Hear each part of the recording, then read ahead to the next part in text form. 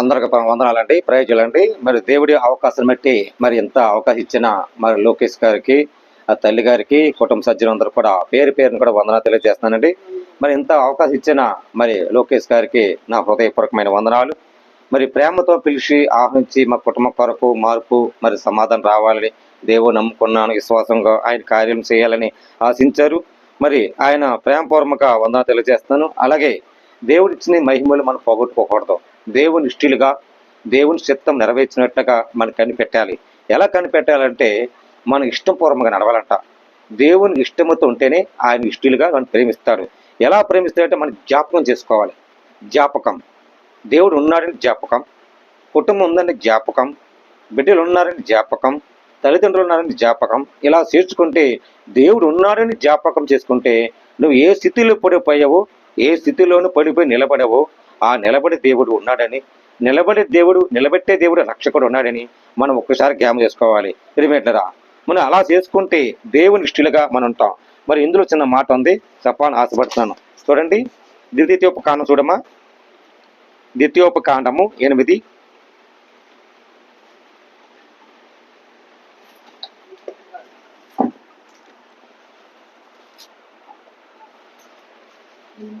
ఆ 8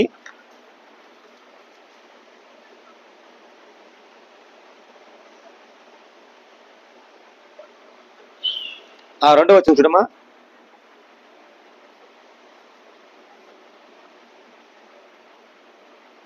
ద్వితీయోపకాండము 8 2వ వచనం చదువమ్మా.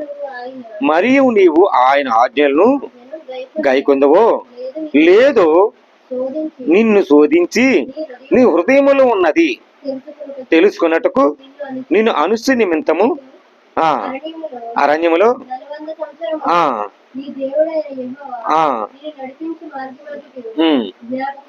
జ్ఞాపకం చేసుకోండి. అరణ్యములో ఉన్న మోషే ఒక్కసారి నీ ఆజ్ఞ గైకొందను. అరణ్యములు ఎందుకు వెళ్ళిపోయాడు? దేవుని జ్ఞాపకం చేసుకోవాలి. మరి ఇది మోషే అరణ్యములో ఉన్న వస్త్రములు తిరగల, చెప్పులు కూడా సరే ఎప్పుడు కూడా అలా ఏమి అంటుకోలేదు, వజ్రాలుగా ఉన్నాయి. తన హృదయం వజ్రాలుగా ఉంది. ఇక్కడ ఏముందండి? నీ హృదయములో ఏముందో తెలుసుకోండి. దేవుడు ఉన్నాడు తెలుసుకోవాలని. మరి ఆయన అరణ్యములో 40 సంవత్సరాలు ఉంటే నీ దేవుడైన యెహోవా నీ మార్గంలో నడిపించాడు కదా, నడిపించాడు. జ్ఞాపకం చేసుకోండి. ఒక్కసారి ఆయన మనం ప్రతి మాట ప్రతి ఆలోచన జ్ఞాపకం చేసుకోండి. జ్ఞాపకం చేసుకోవాలి. ఎలా జ్ఞాపకం చేసుకోవాలి? దేవుడు ఉన్నాడని. మరి మోషే ఉన్నాడని తెలుసు, దేవుడి మీద ఆధారపడ్డాడు. మరి మోషే ఏం చెప్పాడు? మరి అక్కడ ఉన్న జనాభాలందరనే మరి ఎంతో ఘోరం అంటే వెళ్ళి ఆ బండ తీసి ఒక కర్ర ఇచ్చి కొడితే నీళ్ళు రాలదా? బండని కొడతారు రాలదా? వచ్చినాయి. ఎందుకని? కర్రే పామైంది, పామే కర్ర అయినా అలా చేశాడు. దేవుడే అన్నాడు, మోషే ఇదిగో ఈ నదంతా మరి ఇతర రహదారులు నడిపించు అంటే అక్కడ ఉన్న ఎర్ర సముద్రం 2 పాయలు చేశాడు. ఎందుకు చేశాడంటే దేవుడు ఆశ్చర్యపడు. అప్పుడు మోషే అన్నాడు, ఆకాశం చూసి, ప్రవ్వా ఈ జనాభా ఎలా చెప్పాలి, ఏమి చెయ్యాలి, ఆహారం లేక ఏమి లేకుంటే ఆకాశం నుంచి పక్షుల ద్వారాగా ఆహారం మాసం ఇచ్చాడు. దేవుడు చేసిన కార్యం. అలాంటి దేవుడు చేసిన కార్యాన్ని మనం ఒక్కసారి జ్ఞాపకం చేసుకోవాలి. మరి అదే స్తోత్రం చూడండి, దేవుడు చేసిన ఆశ్చర్య కార్యము మాటకి. మరి కీర్తన గెలిపదాం చూడమ్మా. కీర్తనలు 105. కీర్తన భక్తులుగా దావీదు భక్తుడు. మరి ఆయన ఏం మాట అన్నారో ఇందులో కూడా మనం వినిపిస్తాం. అమ్మా 105 చూసారా? 5వ వచనం. 5 ఆయన దాసుడైన అబ్రాహామును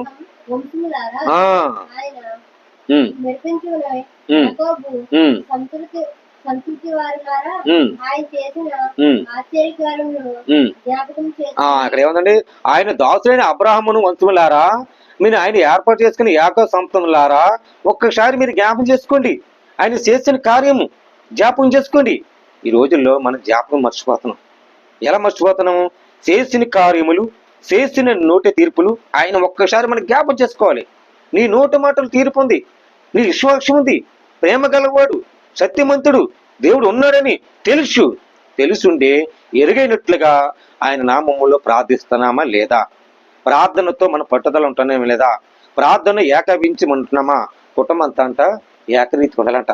చక్కగా ఒకరితో ఒకరుండి ప్రేమగా ఉండి కుటుంబంతో సమూతగా ఉండి ఒకరితో ఒకరు భర్త లక్షణాలు, భార్య లక్షణాలు, ఈ లక్షణాలు ఉంటేనే కుటుంబము, బిడ్డ లక్షణాలు.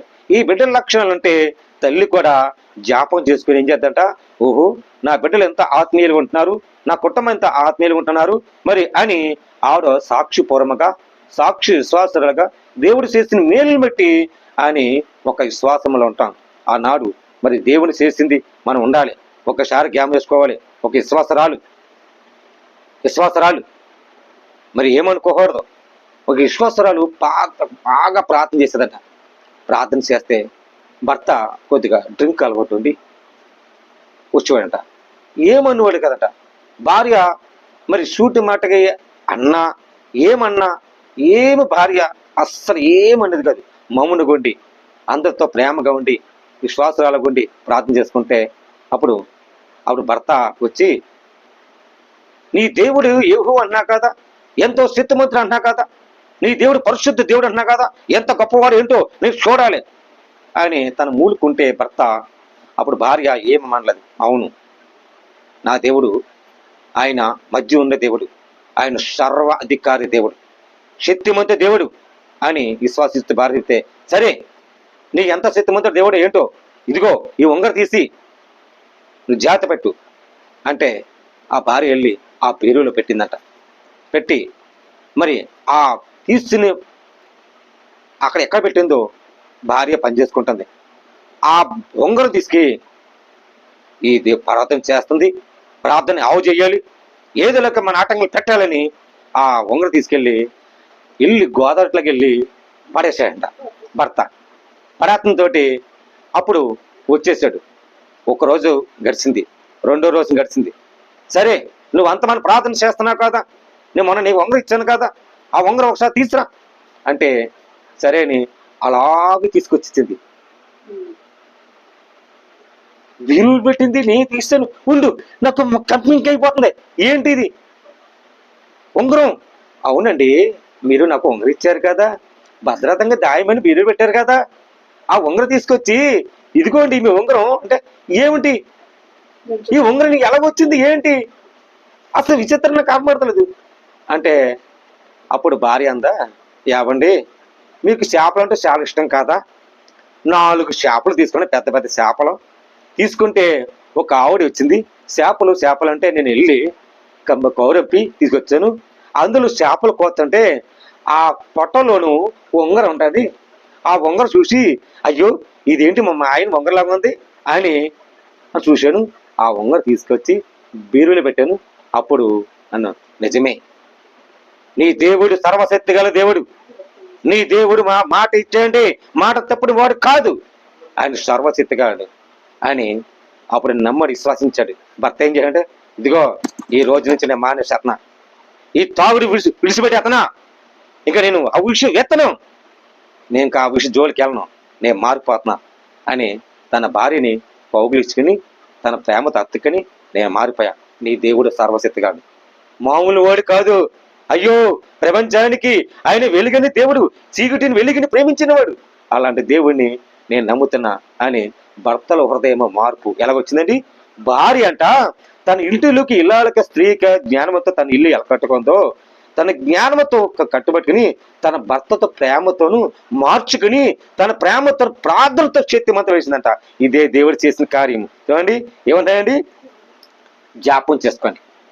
విశ్వాసంతో ఏ స్థితిలో పడిపోయామో ఒక్కసారి క్యామ్ చేసుకోవాలి. చూడండి ప్రకటనకి వెళ్తాం. ప్రకటన అమ్మా 2 లాస్ట్కి వెళ్ళిపోతాం. చూడండి ప్రకటనకి వెళ్తాం 2:5 వచ్చేకి వెళ్తాం.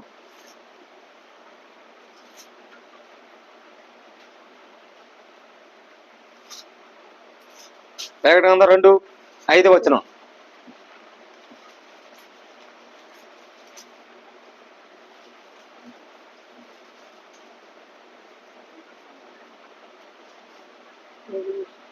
ప్రకటన 2:5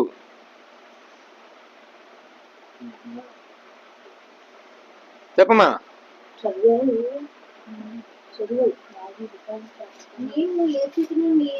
నీవు ఏ స్థితిలో నుండి పడితువో అది జ్ఞాపకము చేసుకోండి. మొదటిగా మారు ముంచు పొంది ఆ మొదటికి చేయము. దేవుడికి స్తోత్రం. హల్లెలూయా. ఏమంటే మొదటిగా ఇక్కడ ఏమనండి, ఏ స్థితిలో పడిపోయాం?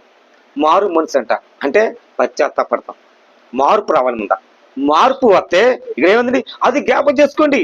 మరి ఈ సోదరులు మరి ఎంతో ఉంటే తన భర్త మార్చుకుంది, తన పేటి మార్చుకుంది, తన ఇంటికి ఇళ్ళకి యజమానికి ఎలాగో ఉందో అలాగా మొదటిగా చేయవలసింది మొదటిగా మార్పు. అట్లు చేసిన ఎడల నువ్వు మారు మనసు పొందితేనే సరి, లేని ఎడల నీ వద్ద వచ్చి నీ దీపస్తంభమును దాని చోటి తీసివేసేస్తున్నా. అయితే ఒకటి ఉంది, నీలో ఉంది కోయిలంత క్రియలు నీవు దోషిస్తున్నావు, నేను కూడా వీటిని దోషిస్తున్నాను. చెవి గలవాడు ఆత్మ సంఘము చెప్పుస్తుంది, మాట వినుటకు జయించిన వారికి దేవుని పరదేశులై జీవవృక్షం ఫలముకు భుజించుతున్నది అని దేవుడు అంటున్నాడు. మొదటి గంట మార్పు రావాలంట. మార్పు వస్తేనే నువ్వు దీపం సమ్మ వెలిగించినట్లు. మార్పు లేనిది మనం జీవుని అర్థం చేసుకోలేం, మార్పు పొందలేం. మొదటి క్రియ ఏంటంటే మార్పు అంట. ఆ మార్పు వచ్చినడే మనం ఉండాలి. ఒక సహోదరి మరి ఎంతో విశ్వాసరాలు, మరి రోగితో బాధపడుతుంది, చెప్పుకోలేని బాధ. ఎవరితో చెప్పుకోవాలి? భర్తతో చెప్పుకోవాలా, బిడ్డ చెప్పుకోవాలా, అత్తగారు చెప్పుకోవాలా, మళ్ళీ బంధువు చెప్పుకోవాలా? రోగి ఉంది స్త్రీ. ఆ రోగి స్త్రీ 12 సంవత్సరాల నుంచి వ్యాధితో ఉంది. ఆ 12 సంవత్సరాలు వ్యాధితో ఉంటే ఏమి చెయ్యాలి? ప్రభు నామములో నమ్ముకుంది. ఒక శల్యం వచ్చింది, అక్క గలియా దేశం వచ్చాడంట యేసయ్య అంట. ఆయన ఎంతో ప్రేమ గల దేవుడంట. గుడ్డు వారిని, మూగ వారిని, చెవిటి వారిని అలా అనేకుని నడిపించి ఆయన స్వస్థతలు జరుగుతాయంట. స్వస్థత కార్యము దేవుడు ఉన్నాడట. మార్పు వచ్చిన వాళ్ళు, ఎవరు మార్పు లేని వాళ్ళు మరి ఎలా ఉండాలో తెలియదు. అక్కడ చూస్తే స్వస్థతలు జరుగుతున్నాయి. ఒక్కసారి యేసయ్యను చూడు, ఆ యేసయ్యను ఒకసారి కలువు, ఆ యేసయ్యను చూస్తే ఒక్కసారైనా నీలో మార్పు వస్తున్నాము, నీలో కొంత వేదన తగ్గుతున్నాము, కొద్దిగా ఆరోగ్యం బలహీన తగ్గుతుందేమో అని ఈ సెల్లమ్మ చెప్తే అప్పుడు వినలా. ఎన్ని హాస్పిటల్ తిరుగుతున్నాం, ఎన్ని వైద్యాలు తెలిసినా నయమవుతలేదే. అప్పుడు సరే అని మాట ఆలకించి మరి గలియా దేశానికి వస్తే యేసుక్రీస్తు అలా దారుంటే ఆ స్త్రీ వెనకాల వెళ్ళి యేసయ్య సింగిని ముట్టిందట. ముట్టగానే 12 సంవత్సరాలు ఉన్న ఆ స్త్రీ వ్యాధితో బాధపడుతుంటే షడన్ ఆగిపోయింది. దేవుడికి స్తోత్రం. హల్లెలూయా. వ్యాధి ఆగిపోయింది. 12 సంవత్సరాలు ఎవరితో చెప్పుకోవాలి? రక్తస్రావంతో పడిపోయింది స్త్రీ, ఎవరితో చెప్పుకోవాలి? అలాంటి స్త్రీ మార్చే దేవుడు, మార్పు ఉన్న దేవుడు. ఏ స్థితిలో పడిపోయావో నేను మొదటగా మార్పు రావాలంటాడు దేవుడు. అదే దేవుడు ఆశిస్తున్నాడు. ఈ విషయం మనం అందరూ తెలుసుకోవాలి. మార్పు రావాలి. మార్పు అవుతానే ఏ స్థితిలో పడిపోయామో, ఎక్కడ నిలబడ్డామో ద్రాక్ష వలె ఫలించేని ఫలము నీకు ఇస్తాడు. ఫలం ఎత్తన్నాడు. మన ఫలాలు కావాలి. ఏమంటే ఆ ఫలాలు తినేస్తాం కాదు. ఏమంటే ఆ ఫలాలు మనం తినేస్తే ఆవలగా శాపగ్రస్తులు అయిపోతాం. కానీ ఫలము కంటే మరి దేవుడిచ్చిన ఫలము కావాలి. ఆత్మ ఫలం. ఆత్మని సత్యము నేనే, జీవము నేనే, నా మార్గములు నడిచిన వాళ్ళందరూ రక్షించబడతాడు. దేవుడు ఎంతో మార్చాడు. తిరిమెట్లదా మరి అదే విషయములను మనం ఉండాలి. మరి చక్కగా మరి ఏదైనా దేవుడి మార్గంలో ఉండాలంట. మరి చూడండి, సామెతలకు వెళ్తున్నాను కదా, చూడండి సామెతలు 16:5 సామెతల గ్రంథం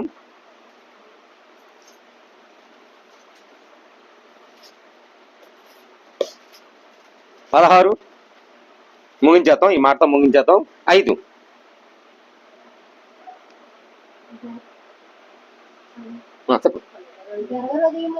గర్భ హృదయములందరూ యెహోవాకు హేయులు, నిత్యముకు వారు శిక్ష నొందురు. చెప్పమ్మా. కృపాసత్యము వలన దోషమును ప్రాయశ్చితమును కలుగును, యెహోవా యందు భయభక్తి కలుగులు. దేవుడికి స్తోత్రం. ఇక్కడ ఏముందండి? కృపాసత్యము వల్ల దోషములు ప్రాయశ్చిత్తం పడాలంట. యెహోవా యందు భయభక్తి కలగండి. ఆయన కలిగి ఉండట మనుషులు చెడుతనమును తొలగిపోతుందంట. ఎలా తొలగిపోతుందండి? గర్వం అంట తన ఎగువ కీలుగు నిక్షమక శిక్ష వస్తుంది. గర్వం చూడండి, గర్వమానము ఆగ్రహం విడిచిపెట్టు అనండ. గర్వం ఉంట కొంచెం తగ్గించుకోంట. మనం ఎంత తగ్గించుకున్నామో జీవితాలు కూడా అంత హెచ్చుగా చేస్తాడంట. మనం తగ్గించుకుంటేనే మన హృదయము దేవుడు మన అందరిని ప్రేమిస్తాడు. నీ హృదయమును చూసి.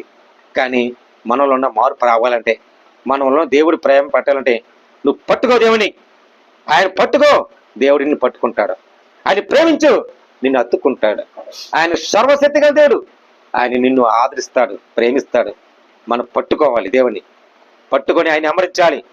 ప్రతి ఆరాధనలో ఆరాధించాలి. ఆరాధించి ప్రభువా నేను చేసిన తప్పులు క్షమించు, పాపునే ఉన్నాను అని మనం మోకరించి ప్రార్థన చేస్తే దేవుడు ఆశ్చర్యకారు చేస్తాడు. అది జ్ఞాపం చేసుకోవాలి.